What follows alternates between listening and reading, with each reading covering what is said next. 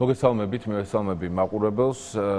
სოლიდარობა ელენე ხოშტარიას, უპირობო სოლიდარობა ადამიანს, რომელიც პოლიტიკური დევნის გამოზის მხოლოდ ციხეში და არა სამართლებრივი რაიმე ფაქტორის გამო. შეკითხვა როდემდე გაუძლებს ქვეყანა ჩვენი დავალება, რაც ჩვენ გვაქვს ქართველი ხალხისგან არის, რომ რაც შეიძლება ცოტა დრო გჭირდებოდეს გასაძლებად, გაძლებად რეჟიმში ვიყოთ. თუმცა ამ ქვეყანას გაუძლია ყველაფრისთვის. ივანიშვილი არ არის გამონაკლისი და არც იქნება გამონაკლისი. ბევრად რთული დროებიც ყოფილა.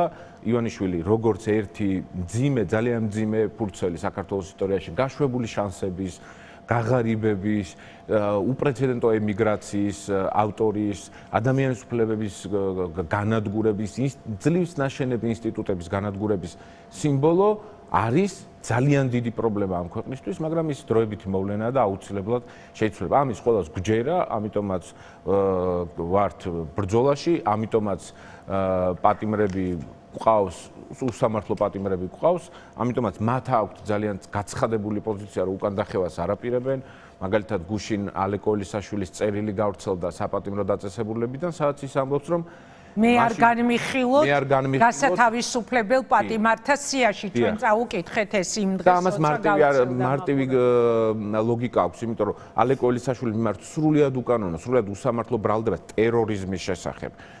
სხვა შორის მანდაც მგონი 400 ლარი არის ზიანი, რომელიც ალე კოილისაშვილმა თუ ეს ფაქტი დასტურდება, მიაყენა სასამართლო შენობას. 420 ლარია თუ სწორად მახსოვს და 420 ლარიან ზიანზე მას აბრალებენ, რომ ის ტერორისტულ ზიანს, ტერორისტულ საქმიანობას ეწეოდა. რა თქმა უნდა, ეგეც ზღაპარია, თუმცა რატო ამბობს ამ ყველაფერს ალე კოილისაშვილი? იმიტომ რომ პროპაგანდა მუშაობს მის წინააღმდეგ, მას აბრალებს ტერორიზმს, იმდანაც მძიმედ ჭრის ეს ბრალდება ყურს, რომ ამბობს, რომ მოხსენით საერთოდ ჩემი საკითხი, საერთოდ ყველანაირი მოცემულობიდან და სამართალი და ის ურემი, რომელთაც სამართალი ჩამოვლის, ოდესმე ჩემს სამართალსაც ჩამოატარებს და ეს მისგან ძალიან ღირებული, როგორც ჩვენი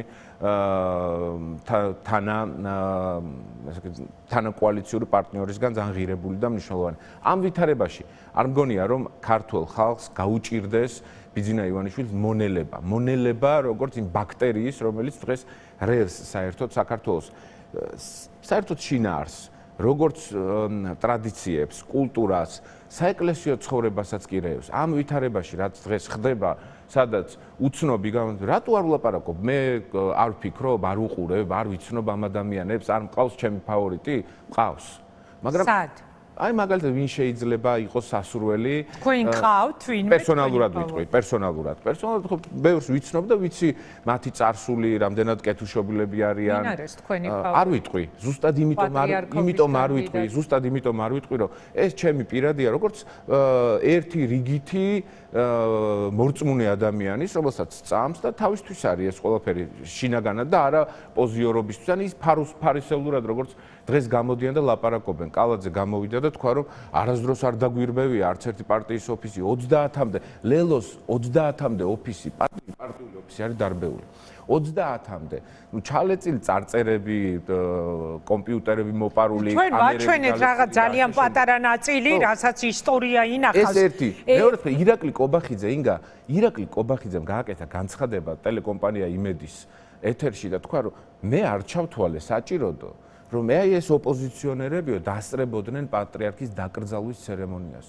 ანუ ირაკლი კობახიძემ გადაწყვეტა ეს ყველაფერი. წარმოგიდგენიათ რა ტიპის ქვეყანაში ვცხოვრობთ და ამას ხო პატრიარქი არასდროს არ გააკეთებდა. ყველას ხდებოდა. ის პრივილეგირებულები და დანარჩენები ერთი კაცში, რომელიც სხვათა შორის მათი მხარდამჭერია, ერთი კაციც კი ვერ აიტანეს, რომელმაც გუშინ სიონში რაღაცა პროტესტი გამოხატა და მე ვნახე მერე სახელისუფლებო პროპაგანდისტული მედია საშუალებების გვერდებმა, როგორ მიაკუთვნეს ეს ერთი კაცი პროტესტს, საპროტესტო საზოგადოებას და აი ამ ერთმა კაცმა თქვა, რომ წანისის რაღაც სასაფლაოებზე დამტოვა პოლიციამო. ეს ერთი კაცი არის პრივილეგირებულები და დანარჩენები, აი ასე დაიყო ეს ქვეყანა. ეს კაცი არის ირაკლი ხომასურიძე, რომელსაც მე კარგად ვიცნობ და ყოველთვის როცა საპროტესტო აქციებს მართავდით, იდგა მეორე მხარეს.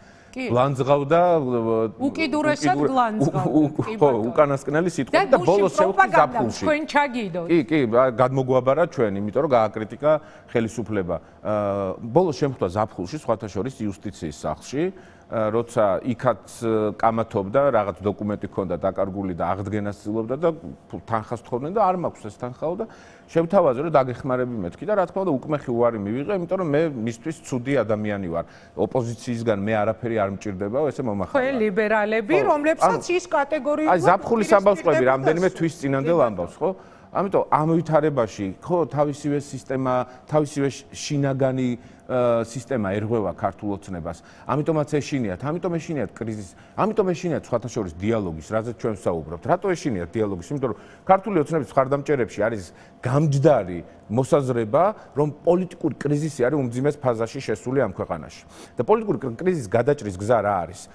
დიალოგი და კრიზისის გამომწვევი მიზეზების გადაჭრა. რა არის კრიზისის გამომწვევი მიზეზი? დიალოგი ვისთან, ირაკლი? ქართულ ოცნებასთან. აი როგორ წარმოგიდგენია დიალოგი ქართულ ოცნებასთან, აი ადამიანებთან, რომლებიც უბრალოდ ჩვენს ცნობიერებაში ასე მგონია მერეც უკვე დარჩებიან აი იმ ადამიანებად რა ჩვენ საშვიანები თქვენ უსაშუოები ჩვენ პრივილეგირებულები თქვენ არაპრივილეგირებულები ხო ჩვენ ზევით თქვენ სადღაც ჭიშკრის მიღმა აი ასე რომ ყოფდნენ ამ საზოგადოებას საერთოდ ამ ხალხთან როგორ წარმოგიდგენია დიალოგი იმიტომ რომ მე შესავალში წავიკითხე საპატრიარქოდანვე დადასტურება დიამეტრეველმაც მოყვა დიანას ეთერში და არსებობს უკვე დადასტურებული ინფორმაცია რომ სამჯერ ვთხოვეთო მათ შორის ერთხელ მეუფე შიო მუჯირმა პირადად ირაკლი კობახიძეს სინდისის პატიმრების გამოშვება მათ შორის მზია ამაღლობელის და მათგან იყო პასუხი არა ნუ პასუხი ის იყო რაც არის ეს ხალხი ისევ ციხეშია ხო და აი როგორ წარმოგიდგენიათ რაზე მათთან დიალოგი შეგიძლია დამანახოთ კი შემიძლია პირველ რიგში როცა ეს შეხვედრები შედგა საპატრიარქოში პარტიების სახელით შედგა სწორედ და მათ შორის ინფორმირებული ვარ ყველა ამ შეხვედრის შესახებ მათი შედეგების შესახებ და მაშინ როცა საპატრიარქოს წარმომადგენლები მიდიოდნენ და ესაუბრებოდნენ ქართულ ოცნებას პატიმრების გათავისუფლებაზე არა შეწყალებაზე გათავისუფლებაზე და ეს ძალიან მნიშვნელოვანი ფაქტორია გათავისუფლებაზე და არა შეწყალებაზე და ჩვენი მოთხოვნაც ეს იყო არა შეწყალება არ არის შეწყალებელი არავის არაფერი არ ჭირს ამ ვითარებაში თავის დროზე ეს არ იყო კონკრეტული ერთი რომელიმე სასულიერო ან მაღალი იერარქია ან ადმინისტრაციული პოზიციის მქონე სასულიერო პირის პოზიცია ეს იყო პატრიარქის პოზიცია თავადაც საპატრიარქო ხომ ყოველთვის ამას ამბობს საპატრიარქოს პოზიცია ყოველთვის იყო პატრიარქის პოზიცია ეს ცხადია მათთვის და ამაზე ირაკლი კობახიძემ სამჯერ თქვა უარი სამჯერ თქვა არ მხოლოდ ირაკლი კობახიძემ რეალურად ბიძინა ივანიშვილმა თქვა სამჯერ უარი ამ ვითარებაში როცა ჩვენ დიალოგზე ვსაუბრობთ ის ქართული ოცნება იძულებული უნდა გავხადოთ რომ დიალოგზე წამოვიყვანოთ ჩვენ ეს განაცხადი გავაკეთეთ რომ დიალოგისთვის ვართ მზად ქართული ოცნება მობრუნდა და გითხრა რომ არანაირ დიალოგზე თქვენ ხართ ასაკრძალები დასაჭერები აი აქ ტერორისტი ყავთ ალე კოლისაშვილი რომელსაც უდიდესი სიყვარული და პატივისცემით მოვიკითხავ პარტიის ლიდერები საბოტაჟნიკები ეგრეთ წოდებული და გადატრიალებას თუ რაღაცა სიგიჟეს გეგმავდნენ ვითომ და ისინი დასაკავებდნენ პარტია ასაკრძალე. ეს დაგვიბრუნეს, თუმცა ჩვენი პასუხი მაინც იგივეა. ისინი იძულებულები გახდებიან, დაგვისხდნენ მოლაპარაკების მაგიდასთან. როგორ გახდებიან? კრიზისი შექმნის, აბა დამანახეთ. კრიზისი შექმნის და კრიზისი აიძულებს. ბოდიში ერთი წუთი. იპასუხებთ, აი რადგან დამისვით შეკითხვა. მე უფრო დაგაკოვა. რატომ ვის ველაპარაკებით ჩვენ ამით? ჩვენ ველაპარაკებით პირველ რიგში იმ დაბნეულ ამომრჩეველს, რომელიც დღეს აღიარებს ქართული ოცნების მხარდამჭერებს სრული უმრავლესობა აღიარებს, რომ პოლიტიკური კრიზისია ამ ქვეყანაში. ამ დროს გამოდის კონკრეტული პოლიტიკური პარტია და ამბობს, ოპოზიციური პარტია, რომელიც გონიათ, რომ ამ ქვეყანაში არეულობა უნდათ, ასე შემდეგ. ქართული ოცნების მხარდამჭერებს ეს გონიათ, იმ ნაწილს, მცირე ნაწილს, რაც არის დარჩენილი. და ჩვენ ვამბობთ, არა, მზად ვართ ეს კრიზისი გადავჭრათ. ოღონდ ორი საკითხის გარშემო. სამართლიანი არჩევნები და ახალი საპარლამენტო არჩევნები და პოლიტპატიმრების თავისუფლება. ამ ორი საკითხის გარშემო უნდა შედგეს დიალოგი. პოლიტპატიმრებზე სასაუბროც არაფერი არ არის რეალურად. ხო და შედგებათ, ხო?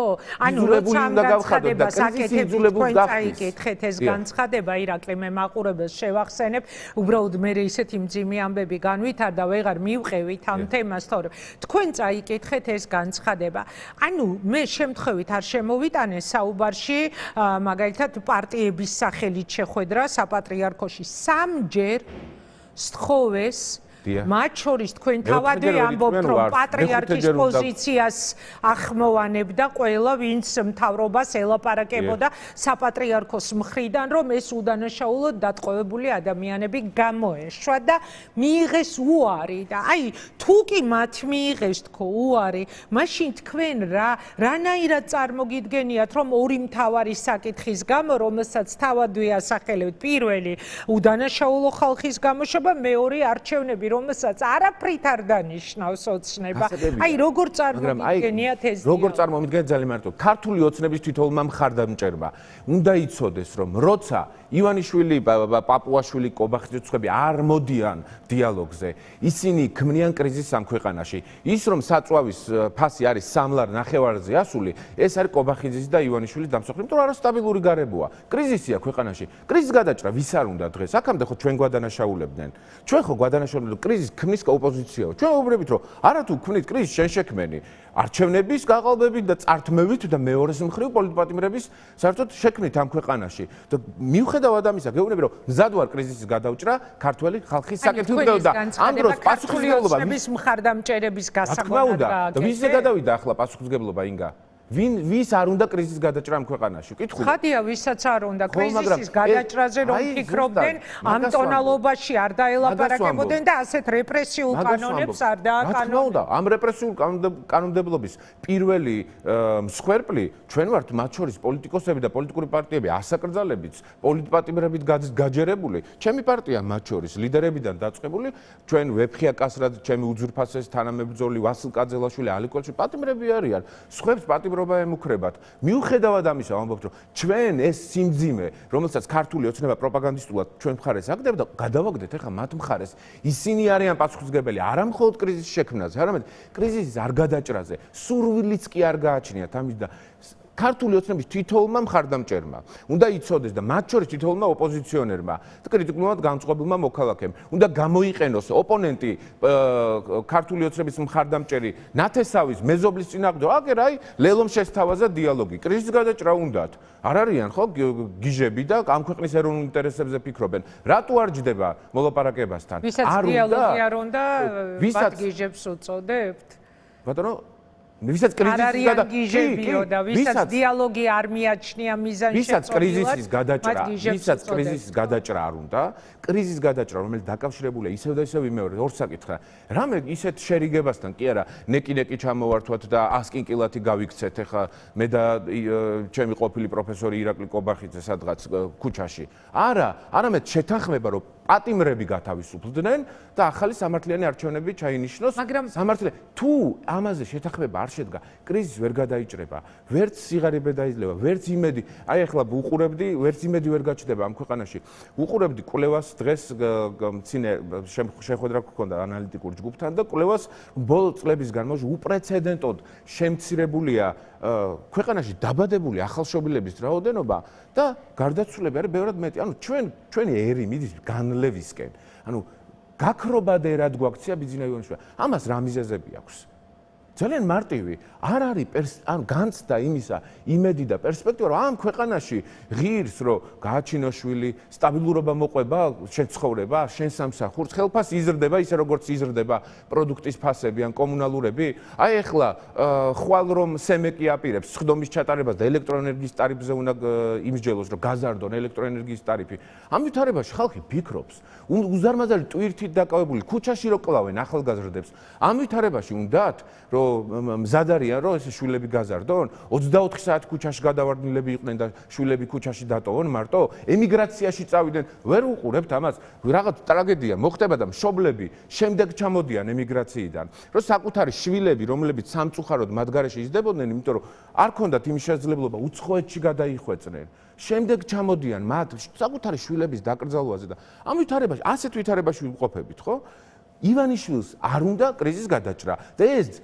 დავამტკიცებინეთ ლელობს. ანუ ეს იყო მთავარი აზრი თქვენი ამ განცხადებისა დიალოგის შეთავაზებაზე, დიალოგის აუცილებლობაზე გათვლილი იყო ამაზე, რომ თქვენ ქართული ოცნების ამომრჩევლებისთვის დაგენახებინათ, რომ აი ოცნება, ვისაც არ უნდა დიალოგი, ამაზე გათვალეთ, როცა ეს განცხადება შეთავაზება დიალოგის და კრიზისის გადაჭრაზე ისევ განმეორდები პოლიტპატიმრების გათავისუფლებას და სამართლიან არჩევნებს გულისხმობს, რასაც ითხოვს ეს საპროტესტო მე ვერ გავიგე რა გაუკვირდათ, რა არ მოეწონათ. სხვა რა დავასახელეთ და რა ვთქვით, პოლიტპატიმრების თავისუფლება და ახალი სამართლიანი არჩევნები.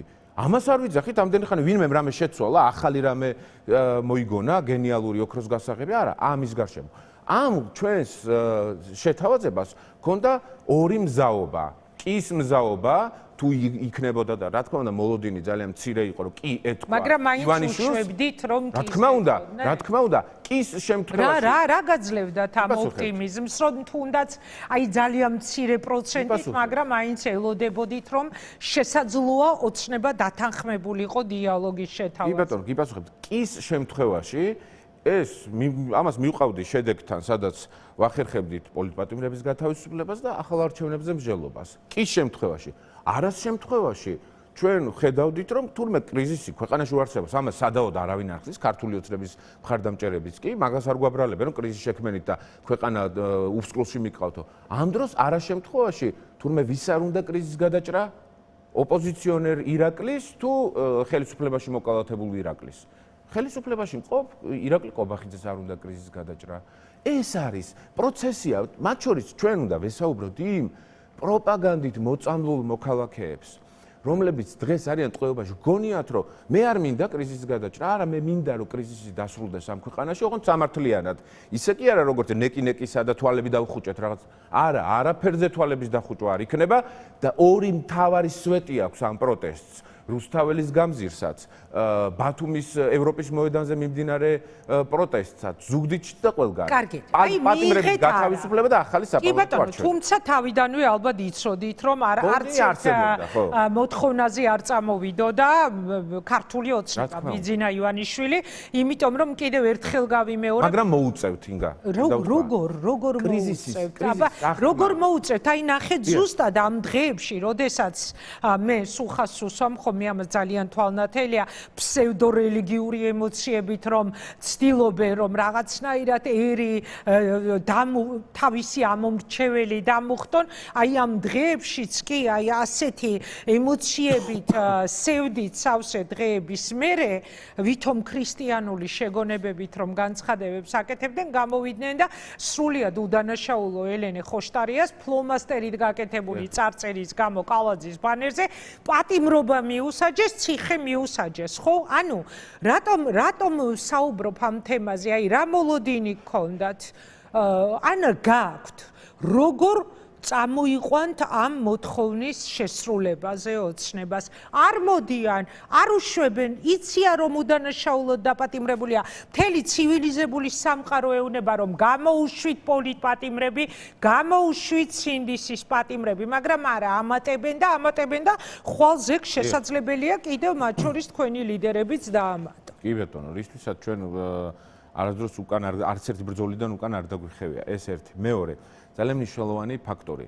მოლოდინი იმისა, რომ ბიძინა ივანიშვილი გაკეთილშობილდება, ჩვენ არ გვაქვს, რა თქმა უნდა.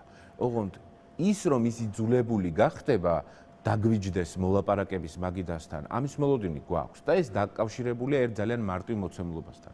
ქართული ოცნება, სხვა შორის, რომელსაც ძალიან დიდი ფინანსური რესურსი აქვს, არ გაგვიკვირდება ეს. ყოველ კვირეულად 10 დღეში ერთხელ ამ შვალედით ატარებს კვლევებს, სოციოლოგიურ კვლევებს.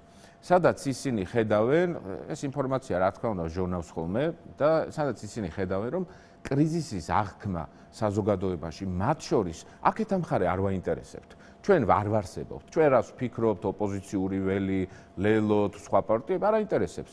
საკუთარი მხარდამჭერები აინტერესებს. საკუთარი ბოდიში არ დაგავიწყდეთ რაც უნდა თქვა, საკუთარი მხარდამჭერები რომ აინტერესებდა პროპაგანდა რომ მომართულია რომ აი რამენაირად შეინარჩუნონ ის რაოდენობა რაც ყავთ მაინც ისინი მზად არიან რომ მაგალითად მათთვის არასასიამოვნო ხმოვანი ვიდეოც კი უხმოდ გაუშვან თუ კი ფიქრობენ რომ ისინი აზარალებენ მიხვდებით ეხა მელანია ტრამპის ორგანიზებით მიწვეულ მიხეილ ყაველაშვილის მეუღლის გამოსვლას გულისხმობ რომელიც უხმოდ გაავრცელა პროპაგანდამ ხო ეგ მეტყველებს ზუსტად იმაზე რომ საკუთარი მომხრეებიდან ერთმა მაინც არ უნდა მიიღოს რაიმე ინფორმაცია რაც შეიძლება მათზე ნეგატიურად აისახოს ამისთვის არსებობს ოპოზიცია რომ ნებისმიერ უხმო კადრს აღუდგინოს თავისი ბუნებრივი ხმა ამისთვის ვართ ჩვენ რომ იმ ეგრეთ წოდებულ სურათს, რომელსაც ქართული ოცნება და ივანიშვილი ქმნის, რომ თურმე ისინი არიან ეროვნული პოლიტიკური ძალა და კრიზისი ჩვენ შევქმნით, მათ კრიზისის გადაჭრა უნდა თურმე ჩვენ არ გვინდათ, ეს უნდა შემოუტრიალოთ. ლელო აკეთებს სწორედ ამას. ლელო იქცევა ყველაზე სუსტ წერტილებში ურტყამთ ბიძინა ივანიშვილს და ეს სტრატეგიული წინააღმდეგობა უნდა შევქმნათ ბიძინა ივანიშვილის პირისპირ. რატომ? იმიტომ რომ ის დღეს მხოლოდ და მხოლოდ ცდილობს საკუთარი მხარდამჭერების, რაც ძალიან სწორად თქვით და სრულად გეთანხმებით, შენარჩუნებას. მხარდამჭერების შენარჩუნებას, რომ დაემატება ვინმე ამის იმედი არ აქვს ბიძინა ივანიშვილს. მას უნდა ის შეინარჩუნოს. როგორც კი იქ მე ლელოს შემაქვს ეჭვი, რომ თურმე ქართულ ოცნებას არ უნდა კრიზისის გადაწყვეტა, თურმე ქართული ოცნება არის ჩაკეტილი პოლიტიკური ძალა, რომელიც არ ლაპარაკობს არავისთან, საგარეო დაგიჯერებენ ქართული ოცნების მხარდამჭერები თქვენ და არა მაგალითად ივანიშვილს ან კობახიძეს. ქართული ოცნების მხარდამჭერები, მოდი ეს დავსვათ შეკრებილ, დამიჯერებენ არ დამიჯერებენ. ქართული ოცნების მხარდამჭერები არიან საქართველოს მოქალაქეები, რომლებიც ხვდებიან, რომ ბიძინა ივანიშვილი ხვალ თუ არა ზეგ, მაზეგ შეიცვლება. ფიქრობთ ასე? მე მგონია რომ ისინი ფიქრობენ რომ საერთოდ შეუცვლელია. სამუდამოდ. რა თქმა უნდა ეს არავინ ასე არ ფიქრობს. ივანიშვილიც არ ფიქრობს, ასე ვერ იფიქრებს. არ არსებობს ესეთი მოცემულობა. ტოტალური ავტორიტარები და სისხლიანი დიქტატორები ემხობიან. ამიტომ ისინი ამას ხედავენ. ისინი არიან პროპაგანდის მსხვერპლი. ჩვენ თანამოქალაქეები არიან. თქვენ გარშემო ხომა დარჩნენ 1-2 ადამიანი. 1-2 ადამიანი, რომელიც ამ პროპაგანდის მსხვერპლია. ან მსხვერპლი, ან რაღაც ფინანსური დაინტერესების გამო, ან სადღაც თბილად მოკალათებული. ამ ადამიანებს უნდა მივწვდეთ და უნდა დავარწმუნოთ. ამაშია სწორედ ივანიშვილის დამარცხების გასაღები და ამას აკეთებს ლელო. მარტო ის კი არა, ერთი და იგივე. მე ინგა გრიგოლიას რაზე ველაპარაკო? ინგა გრიგოლიამ ჩემზე მეტი იცის და ჩემზე ადრე მიხვდა ბიძინა ივანიშვილი რა იყო. ინგა გრიგოლიას რატო უნდა ველაპარაკო? არა, მე უნდა წავიდე და სწორედ იმას უნდა ველაპარაკო.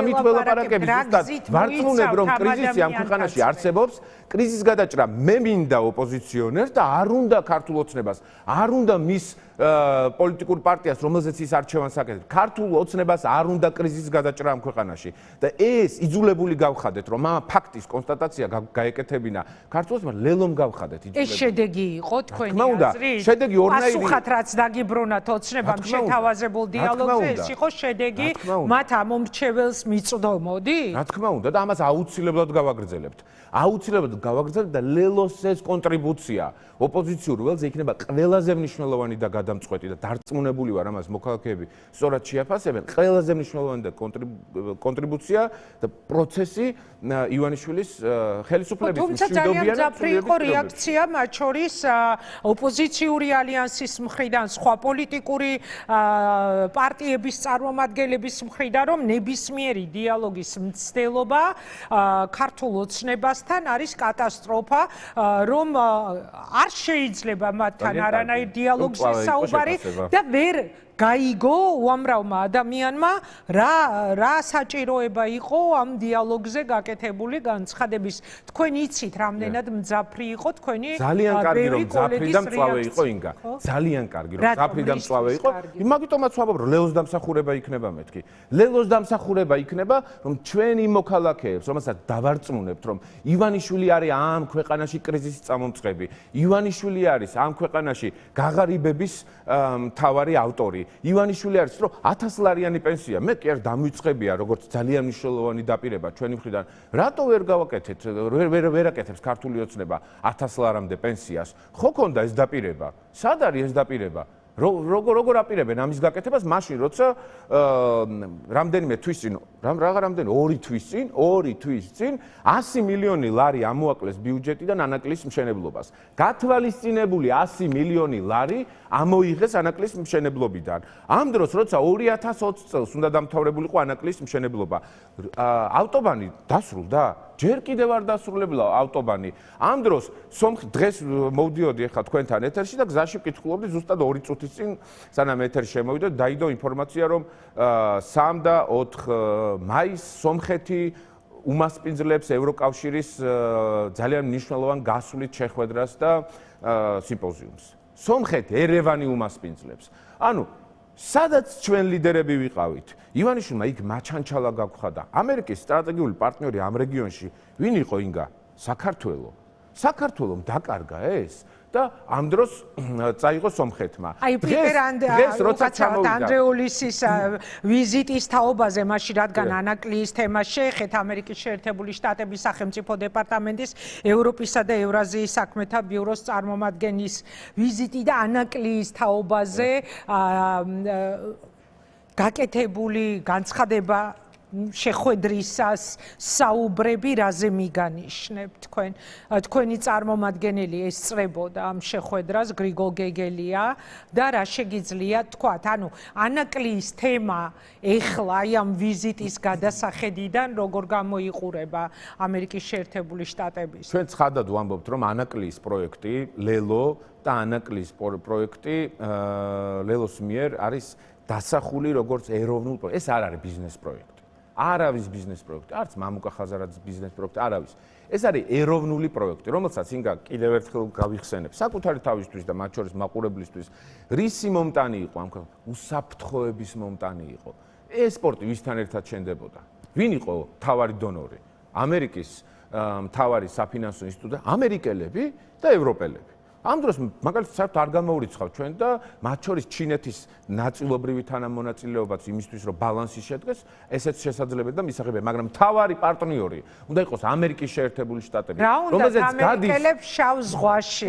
ეს ხაზარაძის მოყოლილია, ბიძინა ივანიშვილის ნათქვამი. ხო, ერთ-ერთი საკვანძო ფრაზა. ამიტომაც ჩაშალა ივანიშვილმა მამუკა ხაზარაძემ როცა ეს ფრაზა თქვა, თავადაც გაოგნებულიყო რომ ვერ მივხვდი რას მეკითხებოდაო და თურმე მერე და გასაგები რა უნდათ ამერიკელებს შავ ზღვაში. ანუ ეს იყო მთავარი, იმიტომ რომ ამ დროს პუტინისგან არსებობდა დირექტივა, რომ ტამანი სპორტი უნდა გაფართოებულიყო, სხვა სპორტები უნდა გაფართოებულიყო, საქართველოს უნდა დაეკარგა თავისი ისტორიული ძალიან მნიშვნელოვანი სტრატეგიული ღირებულება, რაც იყო ახალი აბრეშუმის გზა. ამ დროს უკვე სომხეთ და აზერბაიჯანს შორის აღარ არსებობს კრიზისი და კონფლიქტი. იქ ახალი გზა გადის, რომელსაც ტრამპის გზა დაარქვეს. აქეთ მხარეს ვხედავთ, რომ სტრატეგიული პარტნიორობა ამერიკის შეერთებულ შტატებთან დავკარგეთ. ერევანი გახდა მოწინავე, ბაქოში ჩადის მთავარი ჩვენ ყოფილი პარტნიორები, ვინც ევროკავშირში და ამერიკის შეერთებულ შტატებში ყავდა, ეხლა ბაქოში ჩადიან. ჩვენ დარჩენილი ვართ ამ თამაშში, მაგრამ ამ დროს 2020 წელს ანაკლიას უნდა მიეღო პირველი გემი უნდა მიეღო. აქამდე 6 წლის განმავლობაში ასეულობით მილიონი იქნებოდა გადახდილი საქართველოს ბიუჯეტში და კი 1000 ლარი გახდებოდა საქართველოში პენსია. 1000 ლარი გახდებოდა პენსია მსგავს პროექტს თუ ხელს შეუწყობდი. რის გამო ჩაშალეს? ფარატინა ფურცლის გამო. სადაც ერთგვარი სახელმწიფოს პოლიტიკური ნება რომ გამოეხატა, უნდა ეთქვა და 50 მილიონიან საგარანტიო ფურცელზე მოეწერა ხელი. ამაზე იყო დღეს ირაკლის საუბარი ამ დახურულ შეხვედრაზე ამერიკის გარანტია. ამაზე საუბრობს ამერიკის შეერთებული შტატების წარმომადგენელი. ერთი პირველი რომ რაზე იყო ოპოზიციასთან შეხვედრისას, ხო? მას ოპოზიციის შეხვედრისას მასთან საუბარი პირველი რომ ქვეყანაში არსებული ვითარება არის უმძიმესი პოლიტიკური პარტიების პრობლემები რეპრესიული კანონები და მეორე და ერთ-ერთი მთავარი ეს იყო ანაკლიის სპორტის საკითხი. ანუ საუბარი იყო იმაზე, რომ ამერიკას ჯერ კიდევ გააჩნია შავ ზღვაში ეკონომიკური ინტერესი, ხო? აი რა ინფორმაცია გაქვთ ამ ვიზიტის ფარგლებში? ჩვენ დაზუსტებით ვიცით, რომ ამერიკის შეერთებული შტატები დაინტერესებულია და დაინტერესებული იყო საქართველოს უსაფრთხოებით. ახლანდელი მოცემულობითაც, იმიტომ რომ ეს ანაკლის იდეა ბიძინა ივანიშვილმა რეალურად მოკლა. ამის ნიშანია, რომ 2 თვის წინ საქართველოს ბიუჯეტიდან პროგრამული ბიუჯეტიდან ამოიღო 100 მილიონი ლარი, დააკლო 100 მილიონი ლარი, ანაკლის მშენებლობა. ფული არ აქვს სახელმწიფოს. ივანიშვილს იმის ფული არ აქვს, რომ ანაკლის სპორტი ააშენოს. ამ დროს ანაკლის სპორტს აშენებდნენ ამერიკელები, ევროპელები და ქართული მხარე. წაართვეს ეს ყველაფერი, მაგრამ ამას თავი დავანებოთ. არ შევხედოთ როგორც ბიზნეს პროექტი. იზარალა ანაკლის კონსორციუმმა თქვათ გადავდოთ უსამართლობა იყო უკანონობა იყო. რეალურად ანაკლის გამოც დაიწყო დაპირისპირება ხო ხაზარაძესთან. გადავდით. კი, იმიტომ რომ გეოპოლიტიკური საკითხი იყო. ხაზარაძესთან და ჯაფარიძესთან. ეროვნული საკითხი იყო. მთავარი თემა იყო, მთავარი ხაზგამყოფი, წყალგამყოფი მათ შორის იყო ანაკლია. ეროვნულ პროექტს როცა ჩეხავ იმ შეკითხვით, რომ რა უნდათ ამერიკელებს შავ ზღვაში, აქ ყველაფერი გასაგებია. და თუ ამ ქვეყნის ბედი განაღლებს, ვეღარ დაჯდები და ვერ წვა ხო, კაი, რა ვიცი, რა უნდათ ამერიკელებს შავ ზღვაში? არაფერი და ვერ გაივლი. და ვერ გაიარა მამუკა ხაზარაძე მამის მიღმა და თვალები ვერ დახუჭა და სწორად მოიქცა. პატრიოტულად მოიქცა თავის გადმოსახედით, წავიდა ბრძოლაში, სადაც ადამიანს რომელსაც არაფერი არ აკლდა. ყველაფერი ქონდა, მაგრამ გადმოდგა ნაბიჯი ამ მნიშვნელოვან ბრძოლაში და წინააღმდეგობაში, რისთვისაც მეც და ჩვენი გუნდი ძალიან ესაუბრები დღეს ლელო სხვა ოპოზიციურ პარტიებს, ეს ძალიან საინტერესო კითხვა, რამდენადაც შეიქმნა ოპოზიციური ალიანსი, სადაც თქვენ არ შეხვედით, თავიდანვე დააფიქსირეთ, რომ არაპირებდით არავისთან გაერთიანებას, რომ თქვენ გქონდათ თქვენი გზა, მაგრამ აი საუბრის დონეზე კოორდინაცია თუ გაქვთ ოპოზიციასთან, დანარჩენ პარტიებთან, ეს ძალიან მნიშვნელოვანი საკითხია იმისთვის, რომ თქვენ როგორც ამბობთ, აუცილებლად მოხდება ეს გჯერათ, რომ მოუწევთ დათმონ ეს ორი უმნიშვნელოვანესი საკითხი, ოცნებამ დათმოს პატიმრების საკითხი და ახალი არჩევნების საკითხი. ხო და ამისთვის მარტო ცალკე აღებული ლელო ალბათ უბრალოდ ვერ მიაღწევს, ხო ამ შედეგს ერთიანი ბრძოლის გარეშე.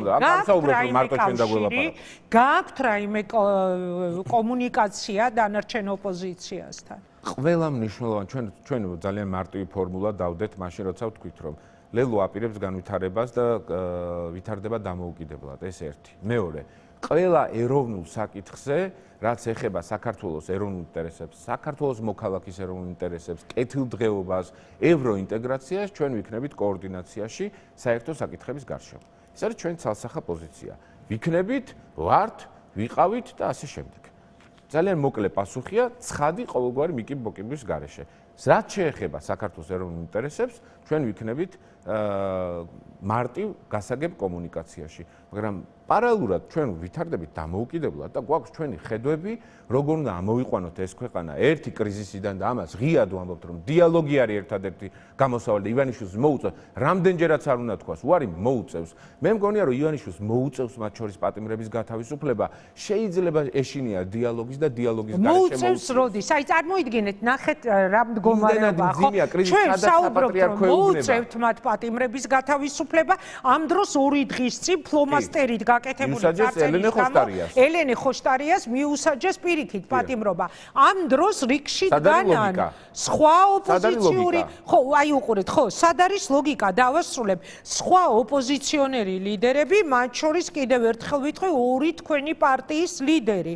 იმდენად მტკიცებულებების გარეშეა, რაღაც სიგიჟეა ეს საქმე, ეგრეთ წოდებული საბოტაჟის საქმე, მაგრამ და ამის გამოც ალბათ რომ არ არსებული საქმეა რაღაც წარმოსახვითი, საერთოდ სასამართლოს ხდომა დახურეს და საიას განცხადებას შევახსენებდი ჩვენს მაყურებელს, საიაც კი არ დაუშვეს, ხო? ესეთი რაღაც მეტყველებს პირდაპირ იმაზე, რომ ზუსტად იცია, რომ აბსურდია საქმე, რომლის გამოც ციხეში უპირებენ მათ გაშვებას, მაგრამ თქვენ ხომ გჯერათ, რომ აუცილებლად იზამენ. ხო და აი დიალოგი, ლოგიკა, აბა მითხარით. მე არ ველოდები ისევ და ისევ განმეორდები, რომ ბიძინა ივანიშვილი გაკეთილშობილდება, არ ველოდები. მის ბუნებაში ეს არ დევს. მის ბუნებაში დევს ძალიან მარტივი მოცემულობა, რომ ის რა გადარჩეს. მას რაღაც მომენტში ძალიან მალე დაუდგება გადარჩენისთვის ბრძოლა, რაც გულისხმობს იმას, რომ მას მოუწევს დათმობებზე წასვლა. ეს იქნება რადიკალური დათმობები, რომელიც ივანიშვილს გაუშვებს სახლში. აი რის ხარჯზე მოუწევს? არის მოსკოვის მექანიზმის ფარგლებში მათი ძალიან დიდი საფრთხეები გამოკვეთილი, სანქციები, რომელიც კიდევ წამოვიდა. თავი პრობლემა იყო არასწორი მოლოდინების შექმნა. ოპოზიციის ბრალია. არა, ოპოზიციის ბრალია. ჩვენკენ ვამბობ, ხო? გან გვესმოდა ეს განცხადებები და ვაშუქებდით. რა თქმა უნდა, თქვენ ხელს როგორ გამოვიშვენ, ჩვენი ბრალია, რომ არასწორ მოლოდინებს ვქნიდით. ყოველთვის და ეს არასწორი მოლოდინები პოლიტიკური რაღაცა სამწუხაროდ ამ ცუდ სიტყვაზე ბრექიაობა ხელს დავირტყამდით გულზე და ასე შემდეგ, ეს არასწორ მოლოდინებს ქმნის. როგორ შეძლებს და როგორ მოუწევს ივანიშვილს დათმობაზე წასვლა? მაშინ, როცა გამოაცლი ქართული ოცნების მხარდამჭერებს, კიდევ უფრო უმცირესობაში დატოვებ. ეს არის გამოსავალი. ლელო სწორედ ამას აკეთებს. ამიტომაც ვამბობ, რომ ხელისუფლების ცვლილების მომენტი არწმუნებული ვარ და ეს კვლევები მიჩვენებს ამას და ამას გავაგრძელებ. ბოლო მომენტამდე ლელო გააგრძელებს ამას, იმიტომ რომ ამაშია გამარჯვების ფორმულა.